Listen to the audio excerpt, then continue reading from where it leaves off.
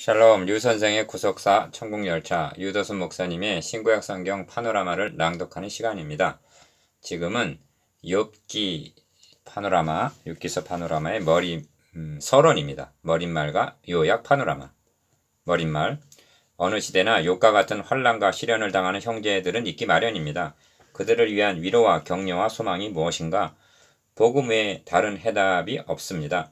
욥기가 번제로 시작하여 1장 5절, 번제로 마치고 42장 8절 마치고 있다는 것은 복음입니다. 그런데 그 중간에 무엇이 끼어 있는가? 욥과 친구들 간의 논쟁입니다. 왜 논쟁이 그토록 장황한가? 서로 잘난 척 지식과 지혜를 자랑했기 때문입니다. 결과는 무엇인가? 하나님의 제1성은 무지한 말로 이치를 얻게 하는 자가 누구냐 하는 책망입니다. 38장 2절. 그가 누구냐? 오늘의 설교자들인 우리들이 아니겠습니까? 욥기 강해를 시작하려는 무렵 건강하던 아내의 전신에 암이 퍼졌다는 청천벽력 같은 진단을 받게 되었습니다. 이것이 저로 하여금 욥기를 좀 더 깊이 보게 하였습니다. 오늘날은 무지한 말로 이치를 얻게 하는 설교자들이 난무합니다. 저는 욥기를 통해서도 예수 그리스도와 그의 십자가에 못 박히신 복음을 증거하기 위해 이 책을 썼습니다. 부디 번제 초심으로 돌아가자는 호소와 함께. 욥기 요약 파노라마. 주제 번제로 시작하여 번제로 마치는 욥기. 욥기는 전통적으로 잠언, 전도서, 아가서와 함께 지혜 문서에 속하는 것으로 분류되어 왔습니다. 그리하여 욥기를 대할 때 문학가는 희곡 중 최대의 걸작이라 말하고 철학자는 어찌하여 악인이 흥황하고 의로운 사람이 고난을 당해야 하는가 하는 신정론적인 접근을 시도하려고 합니다. 그러나 복음주의자들은 욥기를 통해서도 그리스도를 만나고 복음을 증거해야만 마땅한 것입니다. 왜냐하면 욥기는 성령의 감동으로 기록된 하나님의 말씀 곧 성경입니다.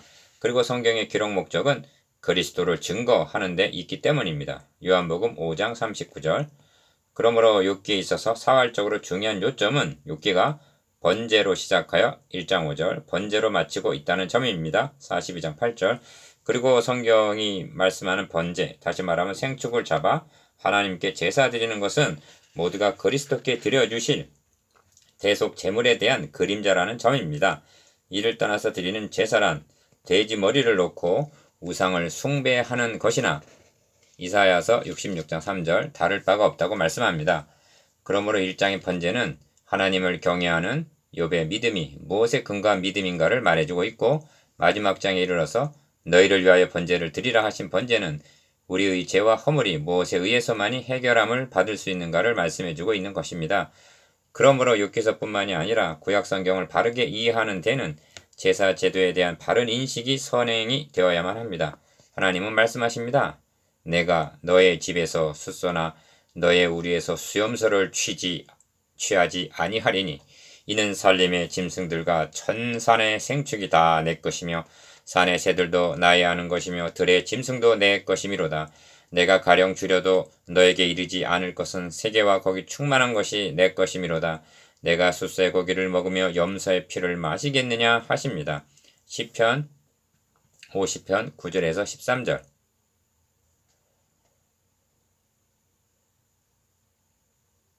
이사야서죠.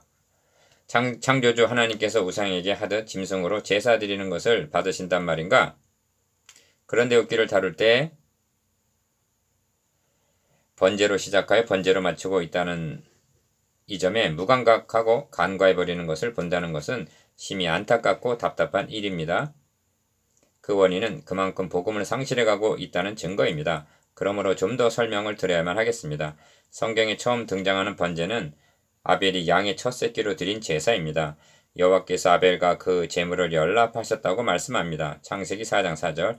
이 그림자를 밝히 드러난 신약성경에서는 믿음으로 아벨은 가인보다 더 나은 제사를 하나님께 드림으로 의로운 자라 하시는 증거를 얻었으니 하고 히브리서 11장 4절 해설해주고 있습니다. 핵심은 의롭다함을 얻었다는 데 있습니다. 이는 눈이 번쩍 떠지고 마땅히 놀래야 할 말씀입니다. 왜냐하면 범죄로 말미암아 하나님 존전에서 추방을 당한 아담의 후예들의 가장 절박한 소원이 의롭다함을 얻는 일이기 때문입니다.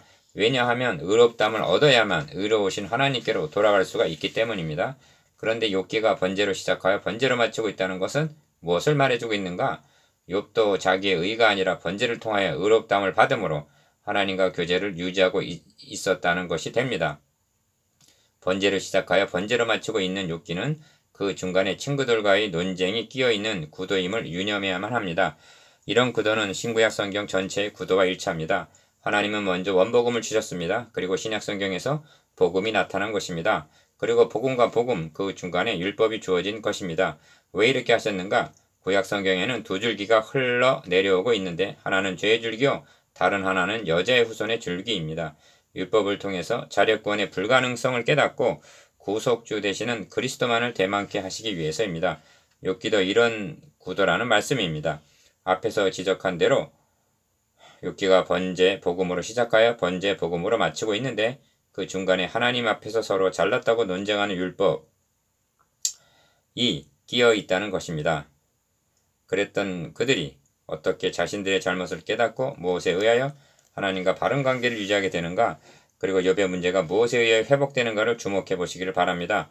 지금 말씀드리는 논증은 욥기를 어떤 관점을 해석하느냐 하는 중요한 논거가 되는 것입니다. 다시 강조합니다만 욥기의 초점이 어디로 모아지고 있으며 욥기에서 제기된 문제들이 무엇에 의하여 해결이 되는가를 잊지 마시기를 바랍니다. 이런 맥락에서 구속사의 가장 큰 난제는 사람이 하나님 앞에 어떻게 의롭다함을 얻을 수 있는가 하는 문제입니다. 그러므로 이 난제만 해결이 되면 그 안에서 하나님께 나아감, 기도와 예배, 화목, 구원, 영생이 다 들어있고 모든 문제는 그 안에서 해결을 얻게 되는 것입니다. 그런데 성경은 아벨도 노아도 아브라함도 창세기 15장 6절, 다윗도 시편 32편 1절, 로마서 4장 6절 의롭다함을 얻었다고 말씀하고 있습니다. 이 점에서 명심 또 명심해야 할 점은 의롭다함을 얻는 방도는 신구약을 막론하고 오직 예수 그리스도의 구속으로 말미암아 뿐이라는 점입니다. 만일 아벨, 아브라함, 다윗 등이 다른 방도로 의롭다함을 얻었다고 말한다면 그는 그리스도를 헛되이 죽으신 것으로 만드는 것이 됩니다. 왜냐하면 의롭다함을 얻는 길이 이미 있다면 그리스도께서 또 죽으셔야 할 이유가 없기 때문입니다. 그런데 욥기는 우리의 선입관을 깨고 인생이 어찌 하나님 앞에 의로우랴 한 문제가 중요한 이슈로 등장합니다. 9장 2절 사람이 무엇이건대 깨끗하겠느냐? 여인에게서 난 자가 무엇이건대 의롭겠느냐? 15장 14절 그런즉 하나님 앞에서 사람이 어찌 의롭다 하며 부녀에게서 난 자가 어찌 깨끗하다 하랴? 하나님의 눈에는 달이라도 명량치 못하고 별도 깨끗이 못하거든 하물며 벌레인 사람 구더기인 인생이랴 합니다. 25장 4절에서 6절 욥기에 대한 선입관이 의로운 자가 어찌하여 고난을 당하느냐 하는 신정론으로 여기고 있으나 성경은 의인은 없나니 하나도 없다 하고 말씀합니다. 그렇다면 신정론은 애당초 성립이 되지 않는 이론이 되고 맙니다. 신약성경에서 욥과 같은 환난을 당한 사람을 들라면 그중 한 사람이 사도 바울일 것입니다. 내가 수고를 넘치도록 하고 옥에 갇히기도 더 많이 하고 매도 수없이 맞고 여러 번 죽을 뻔하였으니 유대인들에게 40이 하나 감한매를 5번 맞았으며 3번 태장에 맞고 1번 돌로 맞고 3번 파선하는데 일죄아를 기품해서 지냈으며 여러 번 여행의 강의 위험과 강도의 위험과 동족의 위험과 이방인의 위험과 시내의 위험과 광야의 위험과 바다의 위험과 거짓 형제 중의 위험을 당하고 또 수고함에 수고 여러 번 자지 못하고 줄이며 목마르고 여러 번 굶고 춥고 헐벗었노라 합니다. 고린도후서 11장 23절에서 27절 그런데 바울에게는 욥과 같은 탄식이 없습니다. 신약성경에는 어찌하여 하는 회의도 고뇌도 갈등도 없습니다. 내가 확신하노니 사망이나 생명이나 천사들이나 권세자들이나 현재일이나 장래일이나 능력이나 높음이나 기품이나 다른 아무 피조물이라도 우리를 우리 주 그리스도 예수 안에 있는 하나님의 사랑에서 끊을 수 없으리라 한 확신만이 있습니다. 로마서 8장 38절 39절 왜 그런가? 욥은 해답이 주어지기 이전 이대의 사람이고 우리는 이후 시대를 살아가고 있기 때문입니다. 다시 말하면 바울은 자신이 당하는 고난이 누구의 무엇을 위해서인가 하는 답을 가지고 있다는 말씀입니다. 인류 역사상 도저히 상상할 수도 없고 이해할 수도 없는 가장 무고한 고난을 당한 분이 누군지 여러분은 알고 있습니까? 그분은 하나님의 아들 예수 그리스도이십니다. 하나님의 아들이 어찌하여 말구에 탄생하셔서 멸시와 천대를 당하시다가 종래는 십자가에 못 박혀 죽으셔야만 했는가? 여기에 욥만이 아니라 모든 사람이 당하는 고난의 원인이 있고 동시에 해답이 있는 것입니다. 어찌하여 인간이 당하는 고통만을 생각하고 하나님의 아들 그리스도께서 인간의 몸을 입으시고 이 땅에 오셔서 멸시와 천대를 받으시고 종례는 십자가에 달려 양손과 두 발의 못을 박히시고 창에 허리를 상해야 했는가는 생각하지 않는단 말인가? 궁극적으로 사망, 애통, 곡하는 것, 저주, 질병은 한 사람으로 말미암아 죄가 세상에 들어오고 죄로 말미암아 사망이 왔나니 한 죄의 결과입니다. 로마서 5장 12절. 그리고 죄를 해결하는 방도란 인간의 자력으로는 불가능하고 번제로 상징된 대속을 통해서만이 가능하여진다는 것이 욥기의 해답입니다. 이런 맥락에서 욥기는 시험당하는 자들에게 위로와 격려가 되면서 동시에 확고한 소망과 해답을 말씀해주고 있는 것입니다.